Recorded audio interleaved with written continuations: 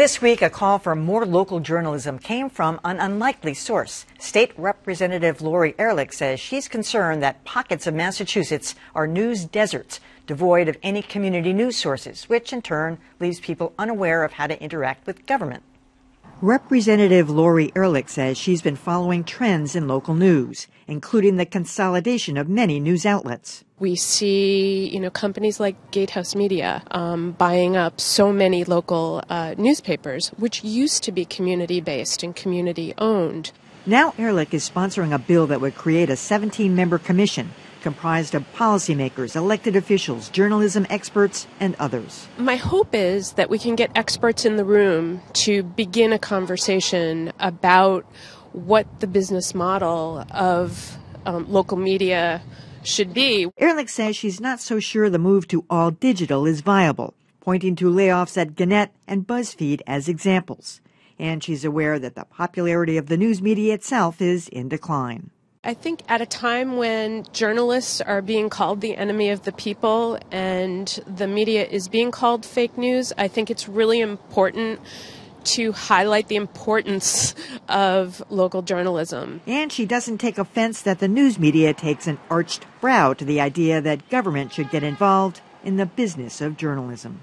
This is altruistic. I mean, it's kind of surprising that anybody at the state government level would be that concerned about it. I praise her for that, and I think she's genuinely concerned. And by the way, she has no hard and fast about how many people. And Dan, you've talked to her. You might be on the commission if they have it. I'm in the legislation. Yeah. I'll be on the commission. And they may add people. Yep. And so it's not a hard and fast, but. What can government really do about it? And maybe this is a study that should be done by the journalism business itself. So I'm not sure it's really a government. Well, I mean, I think the government, other than the fact that this would be a legislative commission, the government doesn't really have much involvement in this. This is a lot of experts getting together and just really brainstorming. I have no idea where this might go. My own feeling is that we need to find ways to encourage different types of nonprofit coverage of local communities. I certainly don't think direct government involvement would be a good thing. But, we're at the very beginning stages of a conversation about this. I would just point out that the Kerner Commission was one that came into being because President Lyndon Johnson asked for a gathering of both legislators and those in media to look at why there were race riots in 1967 and offer recommendations. Now, the implementation never came to be, but there were some real strong observations that came out of that were true.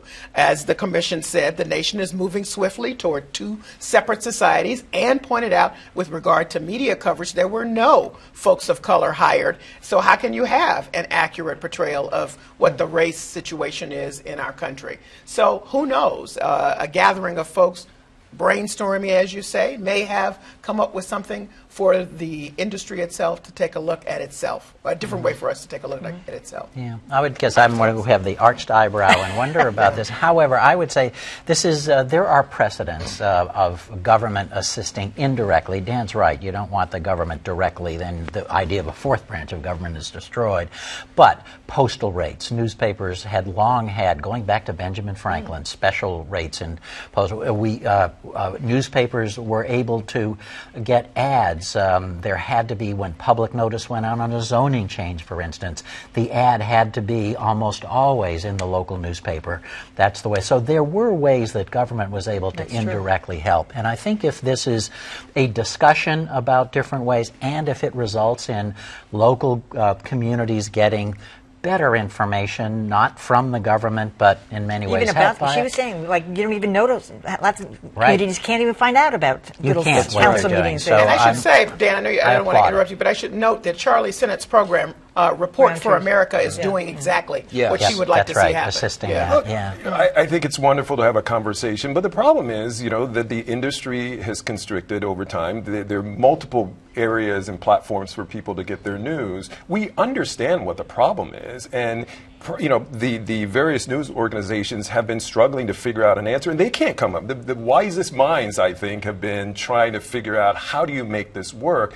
I don't know that a lot will come out of having a conversation. I mean, it sounds good, but we know what the problem is, and we can't figure out a solution. Yes, I said to her, it's largely a financial issue. Right, it's a financial issue. At the end of the day, that's what it is. And I don't know that a conversation by politicians in conjunction with journalists and others will come up with any good answers. Yeah. Well, Dan, if anyone can, Dan will. Okay.